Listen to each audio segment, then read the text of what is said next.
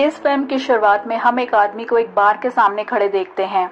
उसका नाम फ्रैंक होता है। वहाँ उसे एक लड़की दिखाई देती है। वो बार के अंदर चला जाता है। वो बहुत उदास दिखाई दे रहा होता है।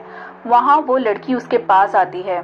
इसका नाम डेनिला होता है और वो एक इटालियन प्रोस्टिट्यूट थी। वो फ्रैंक से कहती है कि उसे कम से कम एक बॉटल तो खरीदनी ही पड़ेगी। वो फ्रैंक को कहती है कि वो यहाँ के रूम में जाकर उसके साथ कुछ भी कर सकता है। फ्रैंक उससे सवाल करता है कि एक दिन में तुम्हारे पास कितने कस्टमर्स आ जाते हैं।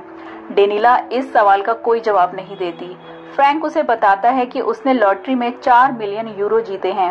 वो डेनिला को हर महीने 1 लाख यूरो ऑफर करता है। डेनिला कहती है कि तुम कब तक मुझे चाहोगे। फ्रैंक कहता है कि जब तक उसके पैसे खत्म नहीं हो जाते। डेनिला फ्रैंक के ऑफर को एक्सेप्ट कर लेती है, पर उसकी कुछ शर्तें होती हैं। वो कहती है कि तुम्हें मेरी रिस्पेक्ट करनी होगी। तुम मुझे प्रोस्टिट्यूट की तरह ट्रीट नहीं करोगे। वो कहती है कि तुम मुझे कभी हर्ट तो नहीं करोगे।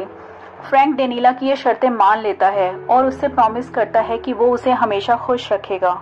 डेनिला कार में बैठते हुए उससे अपना एडवांस मांगती है।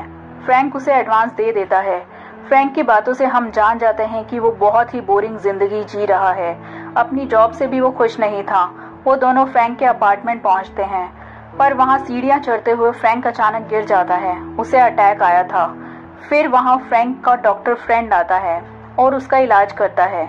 वो डेनिला को देखता है और फ्रैंक से उसके बारे में पूछता है। फ्रैंक उसे बताता है कि डेनिला उसके साथ रहने वाली है।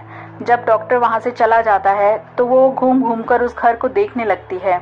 ये देखकर फ्रैंक उससे कहता है कि अगर तुम्हें ये घर छोटा लग रहा है तो हम एक बड़ा घर ले लेंगे। डेनिला उससे कहती है कि तुम यूं फिजूल खर्ची मत करो, मुझे ये घर पसंद है। फिर वो दोनों बातें करते हुए एक दूसरे को जानना शुरू कर देते हैं। डेनिला उससे कहती है कि अब वो उसकी वाइफ की तरह इस घर में रहेगी। फ्रैंक भी अब कंफर्टेबल होने लगता है। डेनिला उससे सिड्यूस करके अपने करीब लाने की कोशिश करती है, पर फ्रैंक की ओर से उसे कोई रिस्पॉन्स नहीं मिलता। डेनिला को अब ये एहसास होता है कि फ्रैंक अपनी लाइफ में कितना अकेला और उदास है। वो उसे दिलासा देते हुए उसके करीब आती है और वो दोनों इंटीमेट हो जाते हैं। सुबह होने पर फ्रैंक के ऑफिस जाने से ठीक पहले डेनिला उसके लिए कॉफी बनाती है और उसके तैयार होने के बाद भी उसके कपड़े ठीक करती है और उसे ऑफिस भेजती है। और ये सब करते हुए भी वो उसे सिड्यूस करती है। फ्रैंक जब ऑफिस जाने के लिए निकलता है तो फिर से सीढ़ियों पर गिर जाता है। डेनिला उसे संभालती है। उसे फिर से अटैक आया होता है।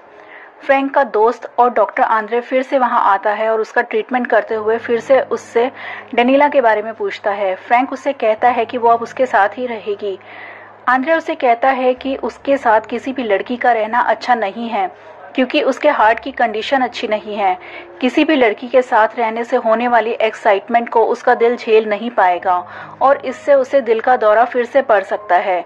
फ्रैंक उसकी ये बात मानने से इनकार कर देता है। वो कहता है कि डेनिला उसका बहुत ख्याल रखती है। आंद्रे गुस्से में कहता है कि अब से मैं तुम्हारा डॉक्टर नहीं हूँ। इस लड़की के साथ रहकर तुम कभी भी मौत के मुंह में जा सकते हो।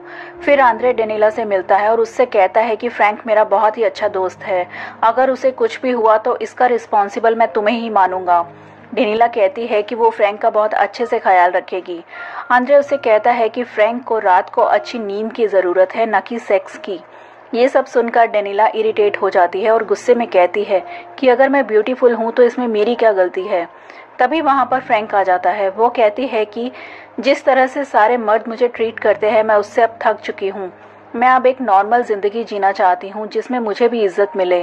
वो कहती है कि वो फ्रैंक की सबसे अच्छी केयर करेगी और वो रोना शुरू कर देती है। आंद्रे वहां से चला जाता है। जाते हुए वो फ्रैंक से कहता है कि डेनिला पेशे से वेश्या हो सकती है, पर वो एक अच्छी लड़की है। फिर हम देखते हैं कि डेनिला और फ्रैंक साथ में बीच पर घूमने जाते हैं और एक दूसरे को किस करते हैं और फ्रैंक भी अपने आप को खुश फील करता है। फिर वो दोनों कार में इंटीमेट होते हैं। अगले दिन ये लोग एक होटल में डिनर करते हैं। इनके साथ आंद्रे भी होता है। जब उसे ये पता चलता है कि फ्रैंक कल बीच पर दौड़ा था तो वो फ्रैंक पर नाराज होता है। वो कहता है कि दौड़ना उसके कमज़ोर दिल के लिए अच्छा नहीं है। डेनिला उससे कहती है कि वो दोनों कल कार में इंटीमेट भी हुए थे। ये सुनकर आंद्रे फ्रैंक की पल्स चेक करता है। फिर आंद्रे बताता है कि उसकी वाइफ को कैंसर है और वो रोज उसका ट्रीटमेंट करता है और ऐसा करना उसके लिए बहुत ही पेनफुल है। रात को हमें आंद्रे एक पिलो से बातें करता हुआ दिखाई देता है, जहां वो पिलो से कह रहा होता है कि वो उसे कुछ नहीं होने देगा। अगले दिन फ्रैंक आंद्रे को अपने घर बुलाता है। दरअसल रात को होटल में खाना खाने की वजह से डेनिला को फूड पॉइजनिंग हो गई थी। डेनिला इलाज के लिए अपने कपड़े उतारती है, पर उसे ऐसे देखकर आंद्रे को जोरदार अटैक आता है और वो गिर जाता है। फ्रैंक उसे संभालता है। डेनिला माफी मांगते हुए कहती है कि उसने तो ट्रीटमेंट के लिए ऐसा किया था, पर आंद्रे की मौत हो चुकी होती है। उसे अंतिम संस्कार के लिए ले जाया जाता है। वहां पर फ्रैंक पूछता है कि आंद्रे की वाइफ जेसिल कहाँ पर है। तब उसे पता चलता है कि उसकी मौत तो 5 साल पहले ही हो चुकी है। और फ्रैंक को एहसास होता है कि आंद्रे उसे झूठी कहानियां सुनाया करता था। फिर हम देखते हैं कि शाम को फ्रैंक अकेला और उदास बैठा है। वहां पर डेनिला आती है। वो उसे दिलासा देती है। वो कहता है कि ये दुनिया भी कितनी कमीनी है ना, ये कभी भी हमारे साथ कुछ भी कर देती है और हम कुछ भी नहीं कर पाते। डेनिला उससे कहती है कि हमें ये शहर छोड़कर इटली जाना चाहिए। फ्रैंक भी इसके लिए अग्री हो जाता है। फ्रैंक अब काफी खुश रहने लगा था। ऑफिस में सब उससे उसकी इस खुशी का राज पूछते हैं। वो कहता है कि उसकी लाइफ में एक ऐसी लड़की आ गई है जो उसे बहुत प्यार करती है और बहुत केयर करती है। ये सुनकर सब उस लड़की से मिलना चाहते हैं। वो सभी को लेकर अपने घर पहुंचता है। घर पहुंचने पर उसे पता चलता है कि डेनिला उसे छोड़कर जा चुकी है। सभी फ्रैंक को तसल्ली देते हुए कहते हैं कि वो वापस आ जाएगी। फ्रैंक उनसे कहता है कि फिलहाल मैं अकेला रहना चाहता हूँ। वो एक बार फिर से उसी बार में पहुंच जाता है। वहां पहुंचकर वो देखता है कि डेनिला ने अपना पुराना पेशा फिर से अपना लिया है। वहां एक आदमी डेनिला के पास आता है। वो उससे कहती है कि उसने एक अच्छी और इज्जतदार जिंदगी जीने की कोशिश की, पर वो नाकामयाब रही।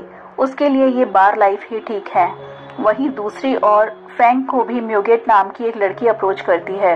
वो फ्रैंक से कहती है कि वो उसकी लाइफ के सारे गम दूर कर देगी, पर फ्रैंक को उस पर यकीन नहीं आता। डेनिला ये सब देख रही होती है। फ्रैंक उसके सामने उस लड़की के साथ बाहर निकलता है।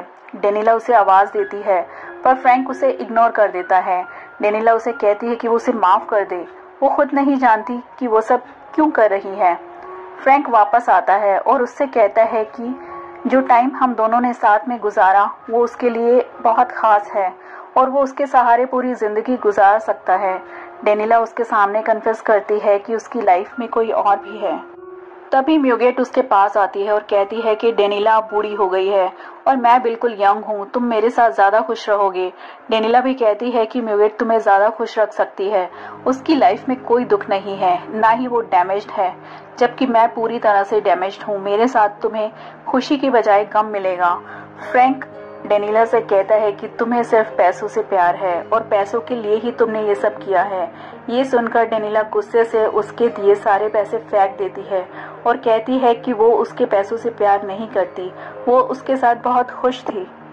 फिर वो फ्रैंक को गैंगस्टर चार्ली से मिलवाती है। वो फ्रैंक से कहता है कि डेनिला सिर्फ उसकी है। इसके बाद हम देखते हैं कि डेनिला फ्रैंक के साथ उसके घर जाती है। वहाँ वो दोनों इंटीमेट होते हैं। फ्रैंक के घर से आ रही आवाज़ों से परेशान होकर उसकी पड़ोसी उसके घर शिकायत लेकर आती है, जहां डेनिला के साथ उसकी बहस हो जाती है। फ्रैंक डेनिला से कहता है कि वो उससे बहुत प्यार करता है और उसे अपनाना चाहता है। डेनिला भी उसका ये प्रपोजल एक्सेप्ट कर लेती है। फिर वहां चार्ली आ जाता है। वो फ्रैंक से कहता है कि तुमने मुझसे डेनिला को चुराया है और अब तुम्हें इसकी कीमत चुकानी पड़ेगी। डेनिला वहां से जाना चाहती है, पर चार्ली उसे वहां से जाने नहीं देता। वो कहता है कि उसे डेनिला से पता चला है कि उसकी 4 मिलियन यूरो की लॉटरी निकली है। उसे बस वो 4 मिलियन यूरो चाहिए, जिसके बदले में वो डेनिला को आज़ाद कर देगा। फ्रैंक काफी सोचने के बाद कहता है कि उसे ऐसी कोई डील नहीं करनी और चार्ली डेनिला को लेकर वहां से चला जाता है। वो डेनिला से इंटीमेट होने की कोशिश करता है, पर वो कोई रिस्पांस नहीं देती। चार्ली उससे नाराज हो जाता है। वो चार्ली से कहती है कि फ्रैंक उससे सच्चा प्यार करता था। गुस्से में आकर चार्ली अपने आदमियों को बुलाता है जो डेनिला को टच करने लगते हैं। डेनिला कहती है कि वो सिर्फ फ्रैंक से प्यार करती है। चार्ली उससे कहता है कि तुम उसके पास जाना चाहती हो तो जाओ, मैं तुमसे इतना प्यार करता हूँ कि तुम्हारी खुशी के लिए तुम्हें उसके पास जाने दे रहा हूँ। डेनिला फ्रैंक के घर पहुंचती है। वहां वो देखती है कि वो अपनी नेबर के साथ इंटीमेट हो रहा था। उसके जाने के बाद डेनिला फ्रैंक से कहती है कि तुमने मुझे धोखा दिया है। फ्रैंक उससे कहता है कि उसकी कभी कोई लॉटरी नहीं लगी थी, उसने झूठ बोला था। मैं चाह कर भी चार्ली के साथ डील नहीं कर सकता था। ये सुनकर पहले तो डेनिला बहुत हैरान होती है। फ्रैंक उससे कहता है कि वो उससे बहुत प्यार करता है। फिर वो इंटीमेट हो जाते हैं। तभी फ्रैंक के कुलीग्स भी वहाँ पर आ जाते हैं और सब साथ में वाइल्ड पार्टी करते हैं। डेनिला वहाँ पर डांस करती है। फ्रैंक के कुलीग्स डेनिला की खूबसूरती की तारीफ करते हैं। फ्रैंक उनसे कहता है कि डेनिला वेश्या नहीं रही, अब वो उसकी वाइफ है। वो डेनिला के लिए अपने दोस्त से लड़ पड़ता है। वहाँ चार्ली भी आ जाता है। अब वो अपनी गन निकाल लेता है। तभी वो देखते हैं कि डेनिला वहाँ से गायब है। वो फ्रैंक के कुलीग के साथ एक रूम में होती है। चार्ली गन चलाते हुए कहता है कि वो चाहता तो डेनिला को बहुत पहले मार चुका होता, पर वो ऐसा नहीं करेगा। फिर हम देखते हैं कि डेनिला और फ्रैंक फिर से साथ में आ गए हैं और डेनिला उससे कह रही होती है कि वो उसका और उसके दिल का बहुत अच्छे से ख्याल रखेगी। और इसी के साथ ही ये फिल्म खत्म हो जाती है।